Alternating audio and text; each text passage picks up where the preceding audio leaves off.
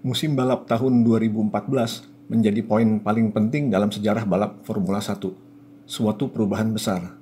Karena mesin normally aspirated V8 silinder 2400 cc revving 18.000 rpm harus dipensiunkan. Penggantinya adalah mesin berkapasitas kecil 1600 cc V6 silinder, tapi disupport oleh rangkaian komponen kompleks berteknologi canggih seperti Energy Recovery System atau ERS dan Turbo System. Bukan lagi murni internal combustion engine, melainkan mesin hybrid. Keistimewaan mesin hybrid ini konsumsi bensin yang jauh lebih irit, menyemburkan horsepower per 1000 cc yang lebih besar, dan menghasilkan efisiensi energi panas yang lebih tinggi dari mesin V8 2400 cc normally aspirated. Yang jadi kekurangannya, suara yang kurang dahsyat. Sejak itu nggak ada lagi teriakan lengkingan dari mesin-mesin V8 Screamer. Mesin hybrid V6 sekarang mirip dengan mesin F1 di era turbocharger tahun 1983 sampai 1989. Ada tapinya, mesin hybrid turbocharger V6 tidak mencapai level kebrutalan mesin-mesin di era turbo waktu itu. Tidak ada penggerak dinamo untuk menambah torsi seperti mesin hybrid V6. Jadi benar-benar semburan power sebesar 900-1000 horsepower dari mesin dengan induksi bertekanan atau turbocharger. Zaman itu, mesin yang fenomenal adalah BMW M12-13 inline 4 silinder 1500 cc, memproduksi 1300 horsepower di set untuk sesi kualifikasi. Awalnya, Jean-Pierre Jabouille yang pertama kali menghadirkan mesin turbo di balap F1 tahun 1977 dengan mobil Renault RS01. Di mana mayoritas tim lain masih memakai mesin V8 dan flat 12 normally aspirated. Meskipun pada awal ikut balap, mesin Renault V6 sudut 90 derajat 1496 cc masih banyak mengalami problem. Basis mesin BMW M12 adalah mesin M10 yang sederhana, diproduksi pertama kali tahun 1962. Single camshaft 1500 cc, camshaft digerakkan oleh rantai keteng.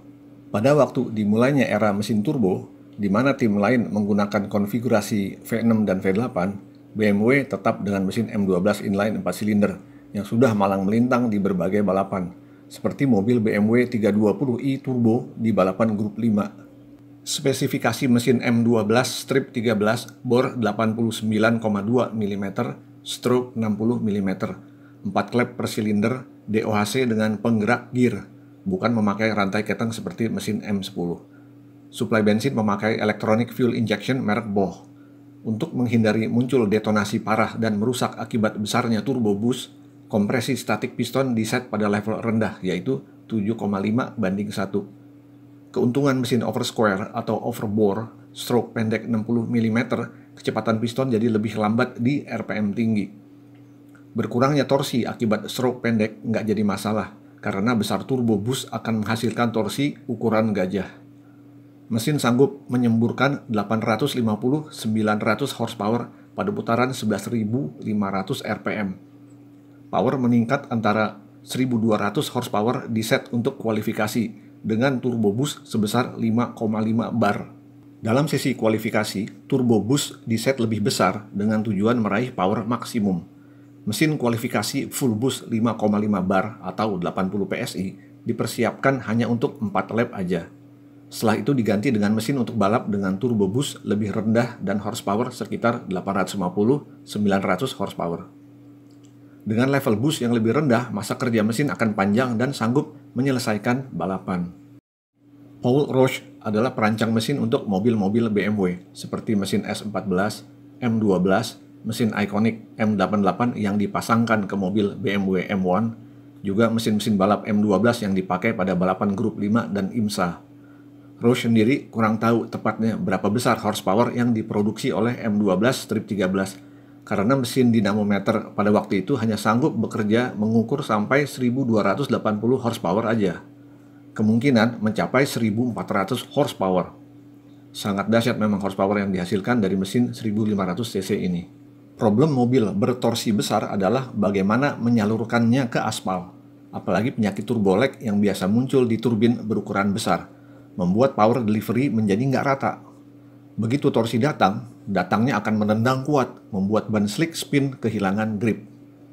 Mesin V6 di setup dengan twin turbo, waktu kosong atau delay antara pembalap menginjak pedal gas dan torsi mulai menendang tidak selambat seperti mesin dengan single turbo berukuran besar.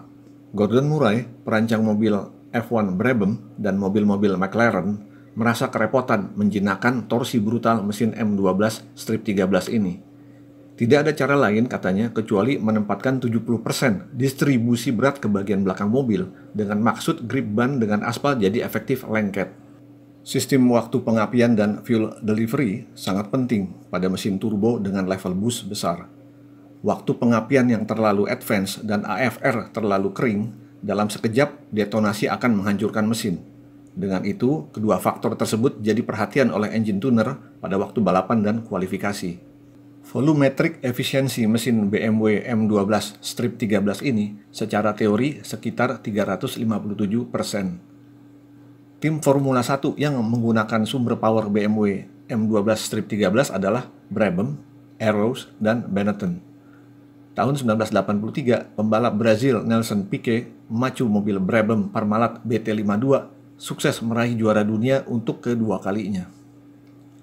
Era mesin turbo berakhir tahun 1989. Mesin normally aspirated V10, V12, dan Ford Cosworth V8 kembali teriak di tiap sirkuit balap F1. Era mesin turbo boleh dibilang mirip dengan era motor GP500 2 tak, karena keduanya sama-sama brutal. Demikian teman-teman, terima kasih sudah menyaksikan.